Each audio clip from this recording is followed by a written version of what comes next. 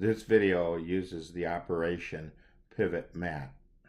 We load pivot mat by double clicking, shift clicking, right click, copy, move to our calculator, right click, paste, press enter.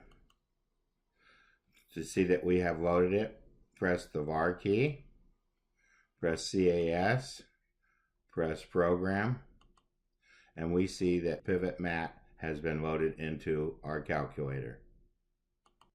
Pivot mat is found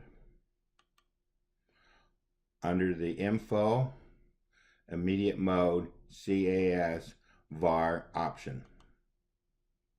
Then we press finite math, and we see that under linear programming, dual problems, pivot mat is listed.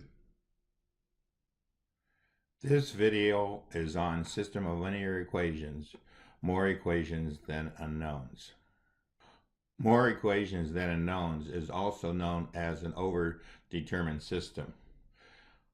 We had another video on fewer equations than unknowns. That is an underdetermined system.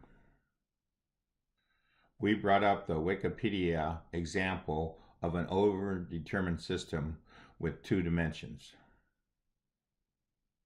Using three equations, two unknowns, we have three examples of inconsistent systems. This first one here, where the three lines are drawn separate. Here, where two of the lines turn out to be parallel. And here, where all of the three lines turn out to be parallel. Two examples where we have one solution, where two of the lines turn out to be the same line, or all three of the lines intersect at one point.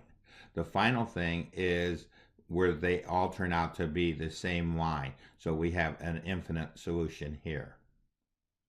We like to think of dependency being the example where all three lines turn out to be the same. But according to Wikipedia, this also is dependence because two of the lines turn out to be the same. Returning to our Onenote and calculator page, let us summarize how we come up with the solutions. We can use row reduce epsilon form operation in our calculator to come up directly with the matrix where we can determine the answer, as we see here and as we see over in our calculator. We can use REF to come up with inconsistent answers. We look over here, and when the answer turns out to be infinite, REF will not help us without doing pivot mat to it. REF can also solve system of equations with one-point solution by the triangular form. We have switched to the tool subpage to show you an example of triangular form can be used. Here we use REF with our matrix, and we come up with that z is equal to 1, that y plus z is equal to 2, so substituting z equal to 1 in here, we can solve for y, and once we know what y is, we can substitute in here and figure out what x is. This is what they call the triangular form method. It was easier to actually just use pivot mat and switch it to reduce epsilon form to read the answer than to use the triangular form method. But if we're working the problems out manually, the triangular form method is useful. Returning to our more equations than unknowns subpage, we look at the pivot mat technique. Pivot mat is a technique if you are required to work the problem out manually by row operations.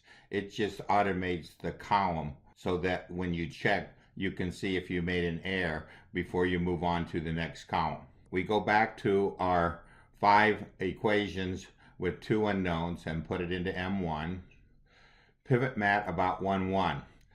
When we pivot mat about an element, the answer comes out to be in decimal form. We can use the A and B over C key to switch it into fraction form. We store this as M2.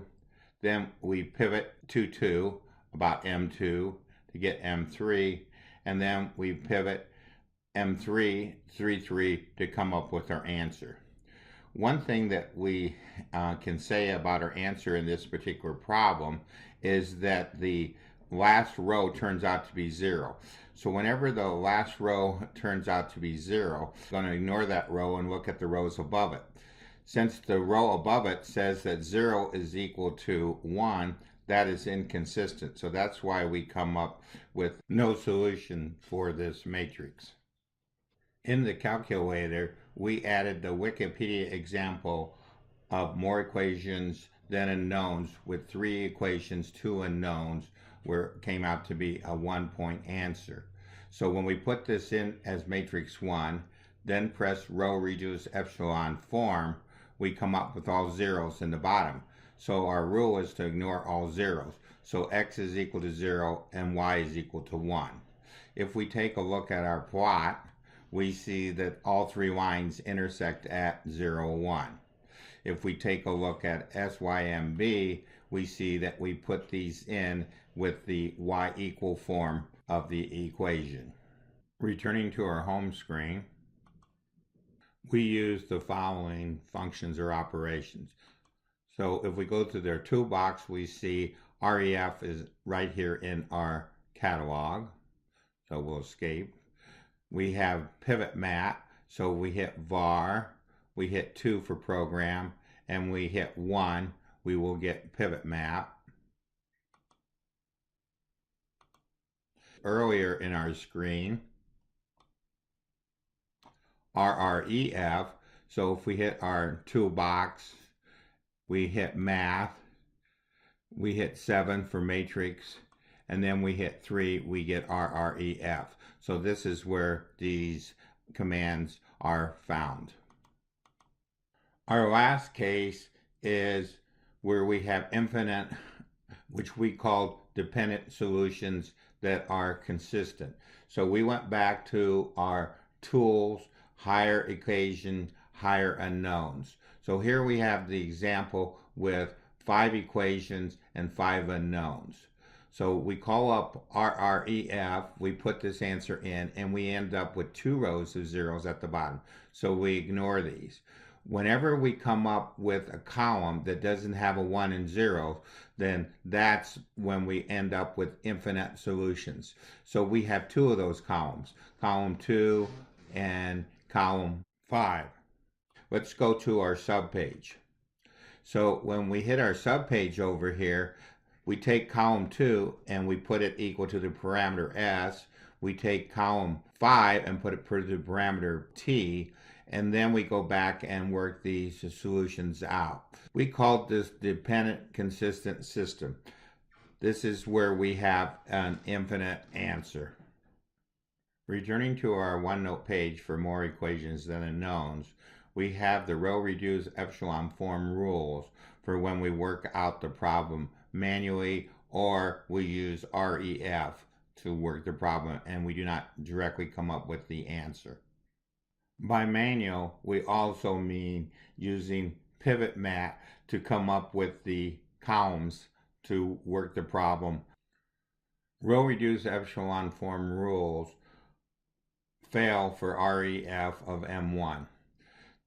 Rule 2, the column with the leftmost one of a row, all remaining entries are 0. So when we look at row 3 right here, there's only one 1, so it's the leftmost one, while the other remaining things in the column are not 0. So we have to use pivot map, which is shown on the sub page. The other 3 rules are met. As we move from left to right, the first non-zero of every row is a 1. The left of any row is to the right of the leftmost one of the preceding row, so these are all to the right.